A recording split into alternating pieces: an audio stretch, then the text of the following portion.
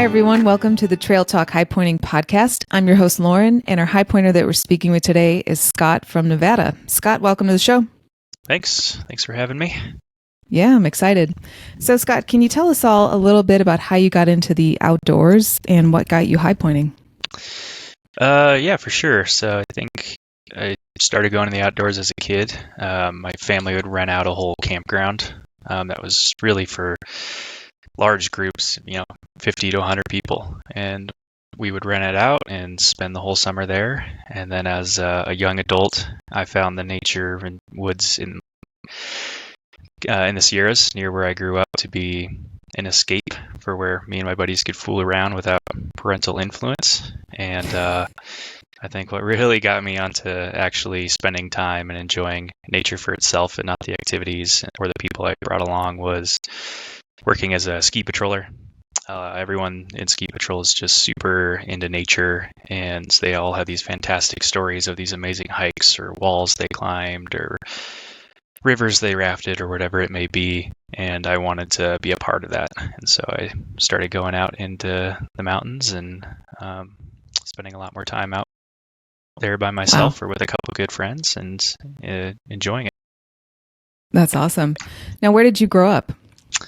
I grew up in Clovis, California, which is near Fresno, and their motto on the town sign is Gateway to the Sierras, so it's totally natural that I spent a lot of time up there. And we're kind of not super close, but one of the closest national parks to us is Yosemite, so I've been there dozens of times and was really lucky to have all that nature in my backyard. For sure. So what were the campgrounds that you used to spend your summers on? So Dinky Creek, there's Camp Fresno, which used to be by a kind of big historic bridge. This historic winter, though, took out the historic bridge, so it is no more. Wow. But the campground's still there, and it's a really, really beautiful place. That's cool. And where did you do your ski patrolling?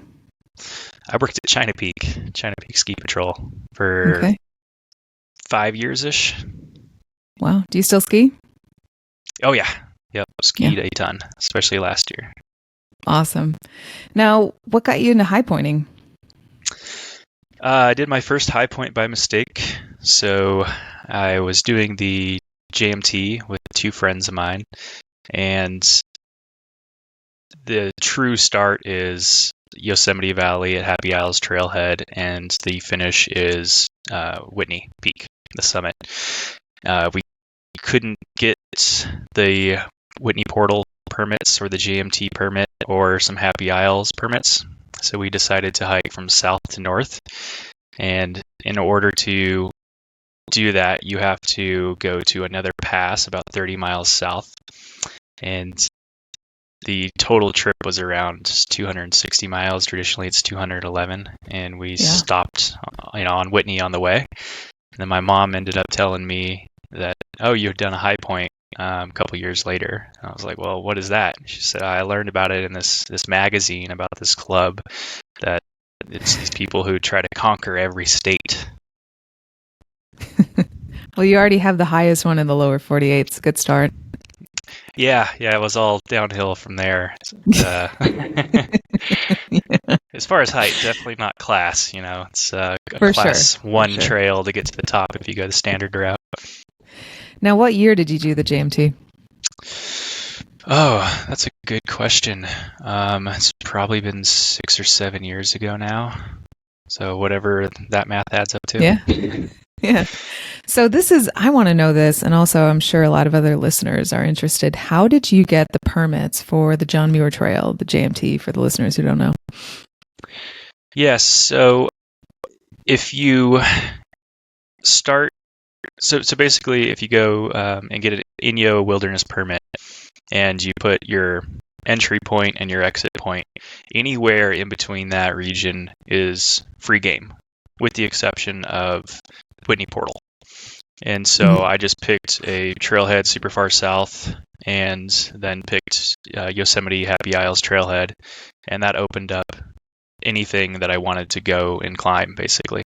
And the Whitney Ridge, the national park and the Forest Service, basically, it's right there on the ridge. So you never actually break the rules by going into the Whitney Portal area. There's a sign there that says exiting Kings Canyon National Park, entering the Whitney Portal. So just don't go past that sign and you're good to go, because the trail always stays on the west side of the ridge. And then additionally, it just so happened I ran into a ranger on that hike, and they had told me that because I was hiking into Yosemite, and this, don't quote me on this one because I don't really remember the exact term, but he said, you've hiked so far and you've hiked into the park from this distance that you can climb Half Dome if you want.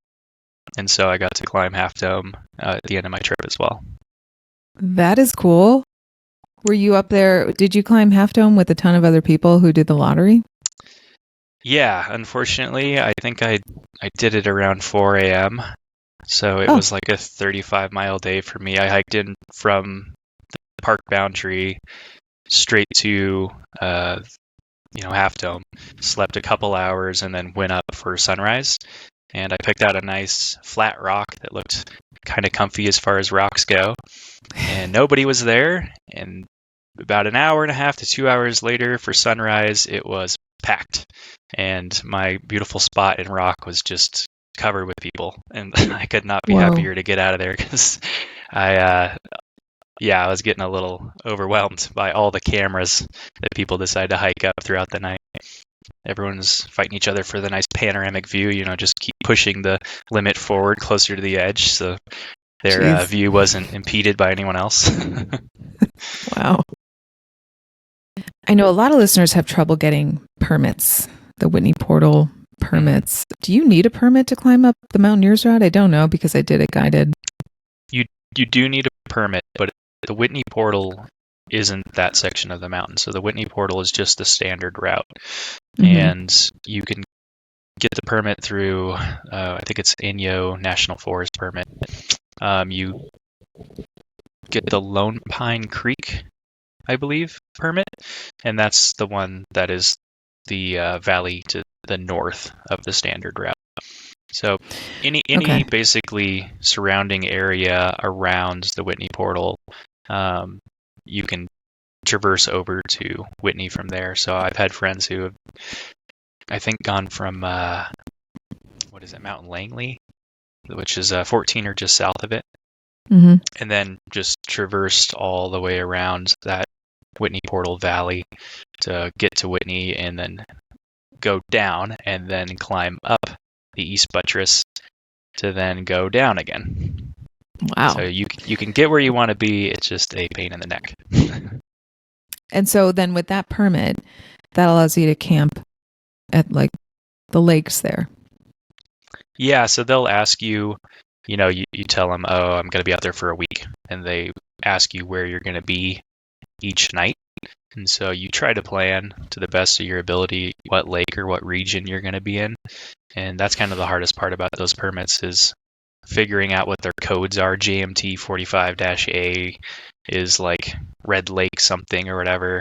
And then they don't really make it easy for you. So you kind of got to study up your maps a little bit and guess at where you're staying. But it's really not hard rules. My understanding from a buddy of mine who was a ranger for a little while was they just want to make sure that you're entering on the day that you say you are and exiting on the day that you say you are where you are supposed to be entering and exiting. Sure. So you do Whitney on accident. You're like, cool, there's a Highpointers Club. I'll do this. What's next? I think I just started going in a radius that was closest from home. And so my next one was Boundary Peak. And I had been down in the Sierras doing some 14ers, and I figured I could hit this while I'm down here anyway. So did that, and then I think maybe Hood. And then my brother's in the military, and he was stationed at Camp Lejeune. And I did a road trip to give him his car that was stuck over here on the West Coast, and I knocked out 10 of them or so on that road trip. Yeah. Camp Lejeune, for the listeners, is in North Carolina. So you did a cross-country trip from California to North Carolina to deliver a car, and you did some high points along the way. Yeah. So I think I went from California all the way to Kansas and then Missouri, and went from Missouri down to Florida and then back up. Had to look at my map for reference. Yeah. So what other 14ers have you done in California? And are you trying to do the California 14ers? All of them? Yeah, I am. I've done every one except for the North Palisade and Mount Sill. It's such a variety. Like, for instance, White Mountain, there's a road to the top, and I've seen scientists working up there at the, I don't know what it is exactly, but the high altitude observatory thing. And then you have Shasta with glaciers, and then if you wanted to, you could do the Palisades as a true rock climbing route. Yeah. So probably the U-Notch, V-Notch, and then actually like Thunderbolt and all those, actually doing all of them, because technically there's only 2 truly prominent 14ers out there, but a lot of people want to say they've been to all the little peaks along the way. Okay. So you plan on finishing those last 2? Yeah, most definitely. I was going to do it this year, and I do have tricks to get around some of the permits, but a lot of them have been a pain in the bottom to get. For instance, those require permits too? Yeah. Yep. The permit season should be open now, so you get them 6 months out, I believe. So go ahead and put in for it today. So can you talk about Mount Rainier? How did you decide to do that? Did you have any glacier experience, or did you learn that on the mountain? That was probably my first true glacier experience. I do have a background in a lot of rope rescue stuff, rope rescue for work. Yeah, and I'm part of a rescue team, and I was a rope access technician. So all the strategies that we use at my job are pretty much the same, with the exception of glacier travel. There's no glaciers in Tahoe, but I wasn't really worried about that. My girlfriend goes with me on a lot of these trips, and she's been up a couple times. Her whole family mountaineers. Her brother was a guide there, so we got a couple of tips and just decided to go for it this summer. And it was quite the trip, to say. Night 1 was super rainy, as it is in Washington, and my friend that we brought along, his tent flooded. So day 2 was hiking up to, we went to Emmons, so like the Emmons base camp up there. And his stuff was still all wet, and it was all socked in and super windy, and we spent a whole day just sleeping in our tents, and day 3 trying to get through the storm, and then day 4 was beautiful clear skies, a sea of clouds below us, and a great summit until the end when my buddy fell in a crevasse. No, oh gosh. Yeah, I gave him a hard time because we were very tired, and we were within 200 feet of the glacier's edge where the ranger station is and all the people camping, and we were some of the last people off the mountain. My buddy had some altitude sickness I had to deal with and give him some meds for, and I recommend, if you can, go to your doctor and get some Diamox or something like that, just in case, because it really did come in handy. And the snow was so slushy that we were sinking up to our thighs for a lot of it. And so I punched through to my thigh, and I thought, it's just another posthole, so I crawled out. Helen, my girlfriend, is very petite, so she just floated right over it, no problem. And then my friend Griffin fell in up to his shoulders and caught himself. So my girlfriend was yanking on him, trying to get him out, and I was just harassing him, like, stop fooling around over there. You're embarrassing me in front of the rangers. They can see everything. I'm tired. Let's go home.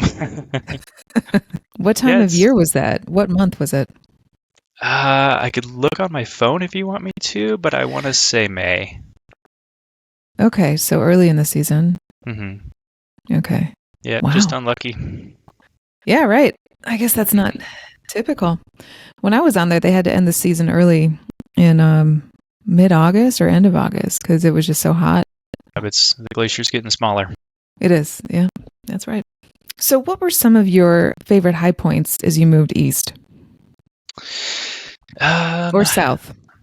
Or south. I did like Britton Hill. Just to... People are having picnics, and I'm like, I conquered the mountain. I did it. Woodall was pretty cool, pretty remote. Just nobody was out there. I mean, when I went, it was during the fall. And so everywhere I went, pretty much, there was no one, with the exception of the Blue Ridge Mountains out there for what is it? It's Asheville, For Mount Mitchell? Mount Mitchell. Yeah, so Mount Mitchell was just gorgeous for all the fall colors, and that was the Yeah. only place I really saw people that were packing the trail because everyone's out there taking pictures of the fall colors, and the whole town was just packed, and every I don't know, maybe like an hour radius around, all the hotels were all taken up. So to find a hotel was a really big problem, and that was the only time that I actually wanted to get a hotel. For the most of it, I was sleeping in the back of a Honda Civic. As All a right. 6-foot tall guy, I was a little over it by the very end. Sure. So, what were some high points that didn't go according to plan? Pretty much every time I've been up Whitney, with the exception of one, it's not gone according to plan. It's still And how many times is that? I have been up.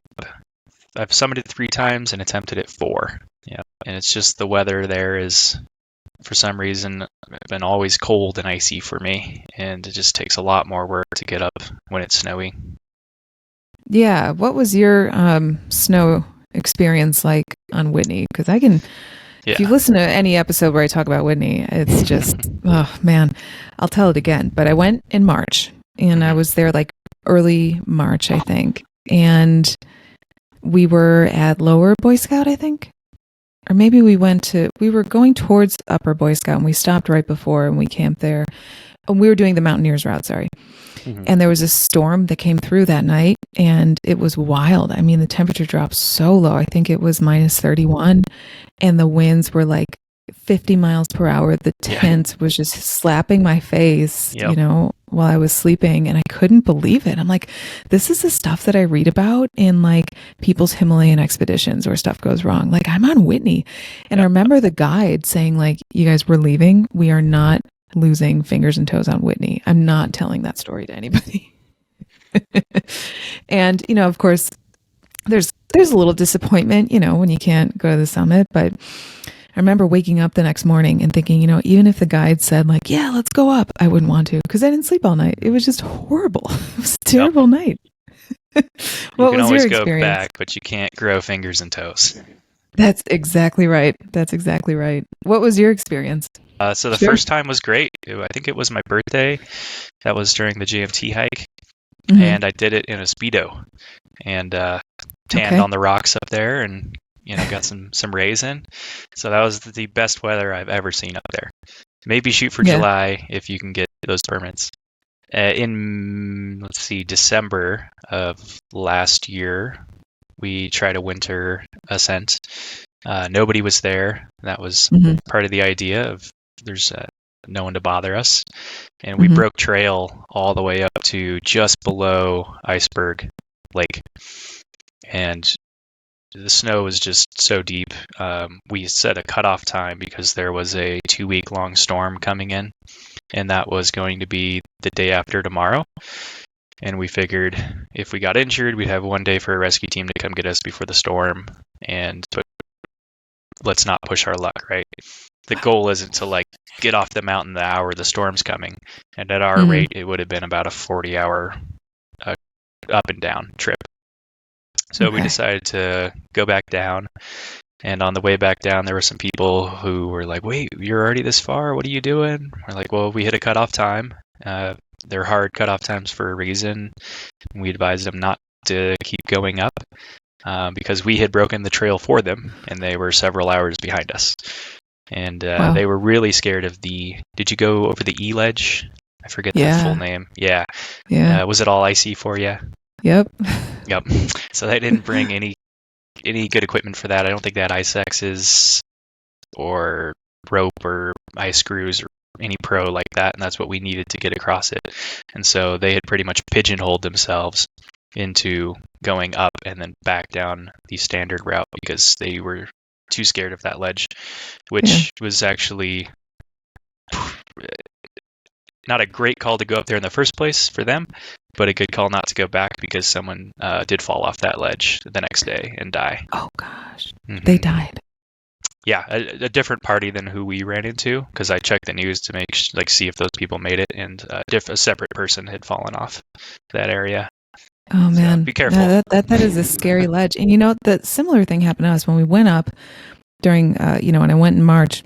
Hmm. Those ledges were smooth. There was, because the storm hadn't come in yet, Hmm. and then we're coming back down. There was some ice, but we were just, I don't know, super careful, and we had guides that just helped us. But I think if it were any colder, if it were any worse, we'd have to do the same thing. But that is scary. Those ledges, I mean, just one wrong move and you just slide all the way down. Yeah, and it doesn't really hold ice well. There's not a lot of runoff to create a really thick ice that you can put screws in. And so even our protection that we had was really just wrapping a sling around a bush, that's like an inch thick. And you're like, okay, don't fall. Well, that's what we were holding on to, were those trees. Yeah. Man. Yep. Oh, that's terrible. So they went back. That's good. Then what? That was the end of that trip. So that was the only time we haven't successfully summited it. We have done it twice in May, before and after that event, I believe. One time was doing the Mountaineers route. We went up and back down. It was great. It took us 2 days, fine. And then the other time we did it in May, a cold front came through. I think it was May because it was just prior of the quota season. But same thing with the winds. It just gets so cold up there. So down in the Owens River Valley, it's a nice, 60 degrees. And then up top in the mountains, it's in the negatives. And I had a similar experience with the tent just slapping me. I was asleep, and I thought I was being attacked by a bear because I was being hit in the chest. So I woke up in a panic, but it was just all the tent stakes had ripped out of the ground, and the tent poles had broken, and it was just a flapping bag basically on us at that point. And same thing with getting water. It's just really, really difficult up there. The lakes stay frozen for a long time. I mean, Iceberg Lake is Iceberg Lake for a reason. And so make sure to bring a stove and not just a water filter or something that you can use to melt an adequate amount of water, because chipping through a foot of ice with an ice axe takes a long time to get that really nice water down there. And so we had to do? Yep, had to do that. And then we took water took a pot and grabbed some water and tried to pour it into a container that we had, and the wind was blowing so much it just covered my hand, and I forgot to put on gloves and instantly froze. And so I had to run back to the tent and ask my girlfriend, can I please warm up my hands on your stomach, because I'm frozen right now. I totally forgot. So not weather related, but when I did do the JMT and go up Whitney in the meantime, I forgot to bring a stove, or not stove, but fuel for the stove. So, oops, my bad. And every day was the same meal for 20 days. I had Pop-Tart for breakfast and breakfast essentials, and then I had a cup of rice with dehydrated chicken, and then a Mountain House. And so I had to cold soak all that stuff. And rice doesn't really cold soak so well, and so it's just eating crunchy river water rice, basically. And so day 3, I think it was, is when we were going up Whitney, and I'd asked everybody on the trail, do you have any extra fuel? No. And we came across a pack mule team. So the pack mule team can go up to Guitar Lake on the west side of Whitney, but then the pack mules themselves have to stay at Crabtree Meadow. And I talked to the pack mule team and I said, hey, do you guys happen to, be able to maybe heat up some water for me, boil some water? And they said, oh, I'm sorry, our clients pay a lot of money to, have this be their own thing, and we don't want other people coming into our camp. And I said, okay, I understand, no problem. You guys only have a 5-gallon propane tank strapped to a mule, but okay. Oh my God. And later on in the day, we were sitting there fishing by the lake, and I noticed one of the pack mule, guide, was looking at a river. And so I talked to her and said, hey, what's going on? And she said, I lost my phone, and it's somewhere in here, and I got to go take care of the clients and make them food, and I can't look for it anymore. And I was like, oh, okay, I'll keep an eye out for it. As soon as she was over the hill, I just frantically searched in that river, and it's coming right off the snow. It's freezing. And so I'm looking all over the place. Maybe half an hour later, I find her phone. So I walk back into camp and go, oh, I just so happened to find your phone in that river. Here you go. and their tune changed immediately. They were not only willing to boil water for me, but give us fresh orange juice and sausage and bacon in the morning and biscuits. And Oh my gosh. yeah, so maybe you can find somebody's phone and haggle for some fresh water. That's funny. I was listening to a podcast where they had this like ultralight backpacker on, and that's like his thing. He's like a professional hiker. He does these FKTs and whatever. And he was asked like, how do you pack so light? Like, what is it that you don't bring? And he said he doesn't bring the jet oil or the propane. And of course, the next question is, how do you have food? And he cold soaks everything. Yep.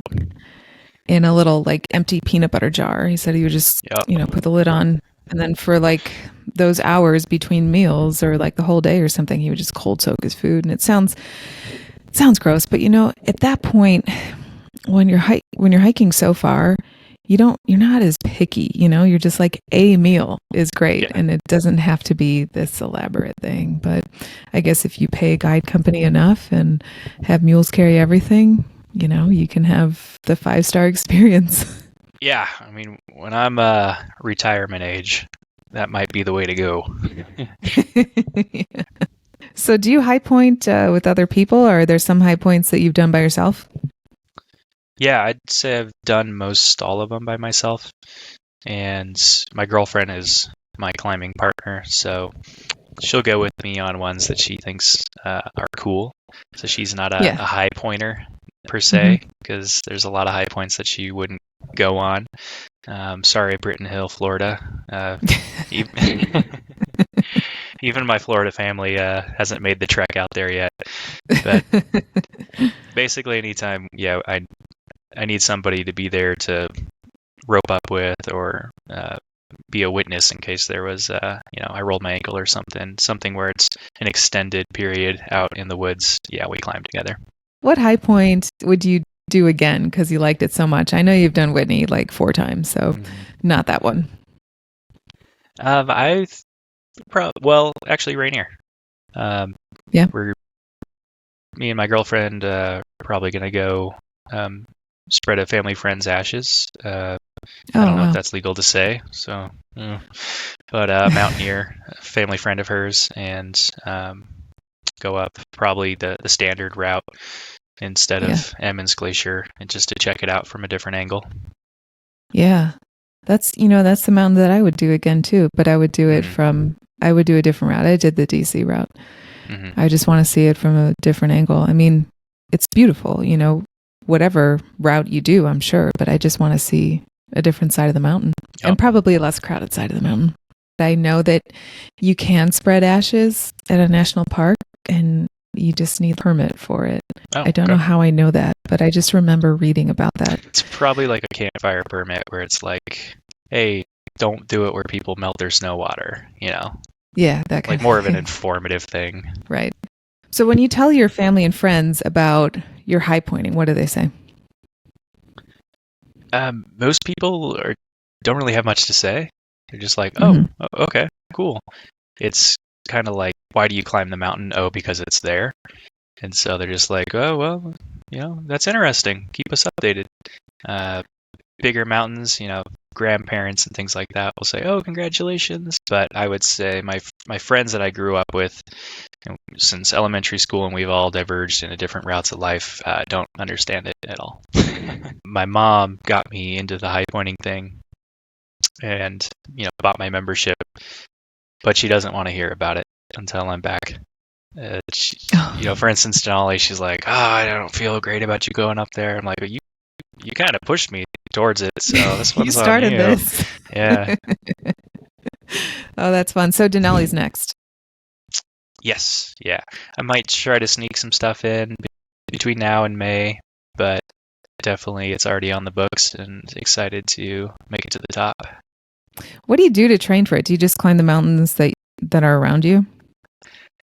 Okay, so we are filming this on January 1st. I have been really bad at exercising recently, so I've taken a month off, and I'm like, I'll do it first of the year with everybody else. Yeah. But I have read The New Alpinist and kind of taken some of the things that I like from it. I'm not following that schedule, that plan, or anything. But really, it's just get out, doing a little bit more cardio, and then fill a backpack with heavy weights and hike up and down hills that I have in my backyard and drag a weighted sled around. Luckily, my occupation pays me to do that, so... That's right. Now, can you tell the listeners a little bit about what you do and how you find time to high point? Yeah. So for all the kids out there, we need firefighters and paramedics. So go ahead and get that done. I work for a fire department near Tahoe, and I work 2 days on, and then I get 4 days off. So 10 days a month. That's a lot of time to go climb mountains. And if you take some vacation, for instance, on one of your normal shifts, then you have a 10-day block that you can drive across the country and go explore. And so that's how I've done the majority of my traveling, is just working as a firefighter and having that awesome schedule. Firefighting is great conditioning for mountaineering. You have to pretty much carry the same amount of weight and then spend 2 weeks hiking in the woods. And when you get on a mountain afterwards, you really appreciate it not being on fire and that crisp mountain air. My husband and I watched a documentary about a ski resort at Tahoe. Buried. Was it the one with the earthquake or the one with the avalanche? Yeah. So that's Alpine Meadows. Alpine Meadows. Yeah. And I forget, it was like a while ago. I don't know how many years ago. 82? Okay. That seemed like a huge mess for the paramedics and firefighters and, well, everyone involved really. But this documentary just kind of walked you through what happened the days prior, what happened that day, and like what went wrong and who made the calls and all that stuff. So that's exactly where I work. Oh, that's where you work?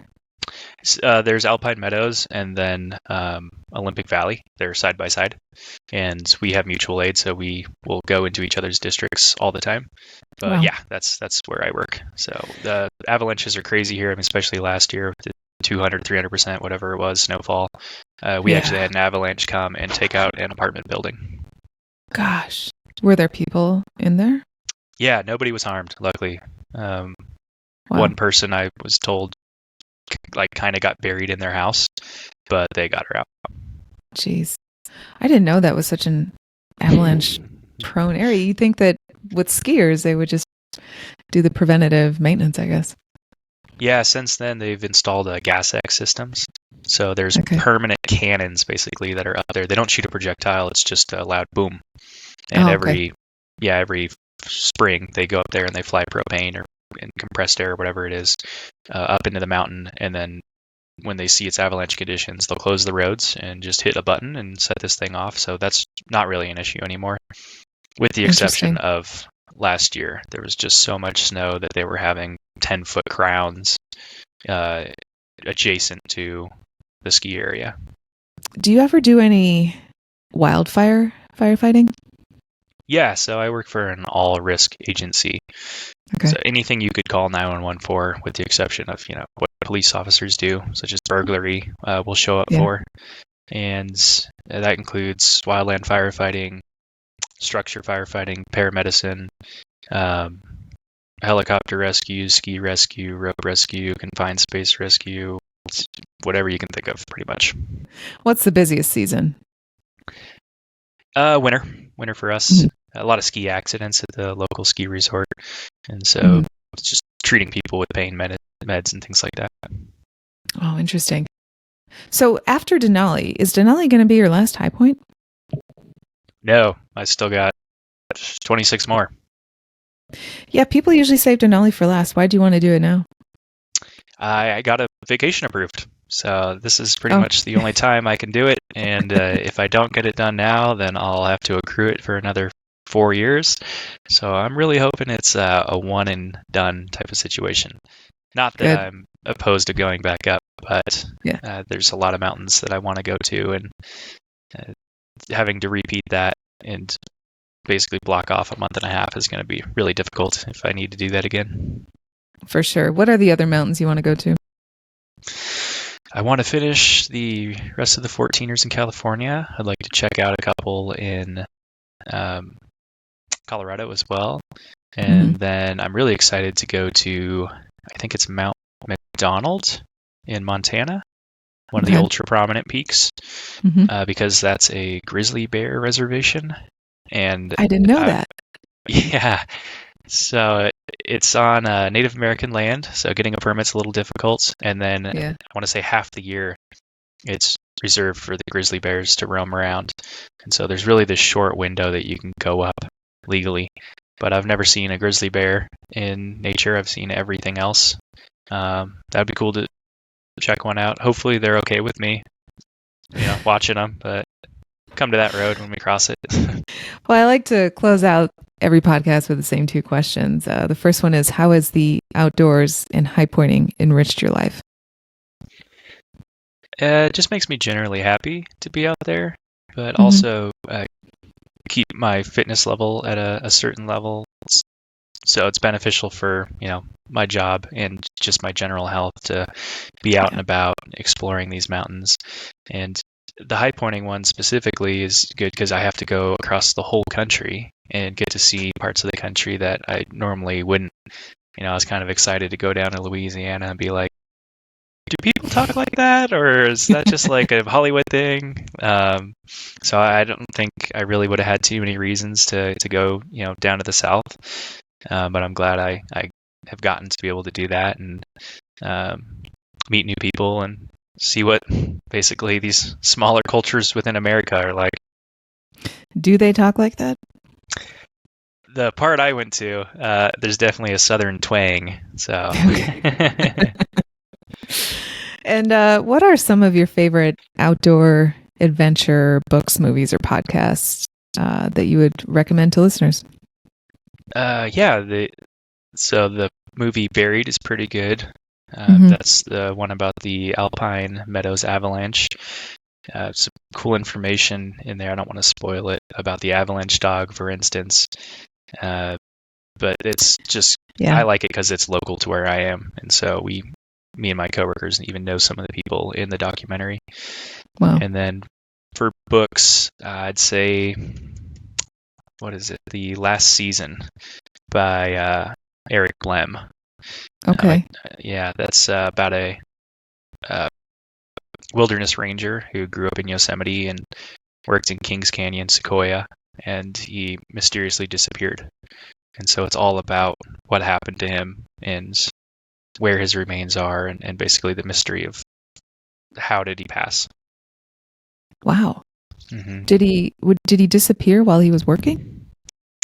Yep. So the federal government said that he wasn't working, though. His widow was trying to get life insurance from them, or some kind of workers' comp for his Mhm. passing.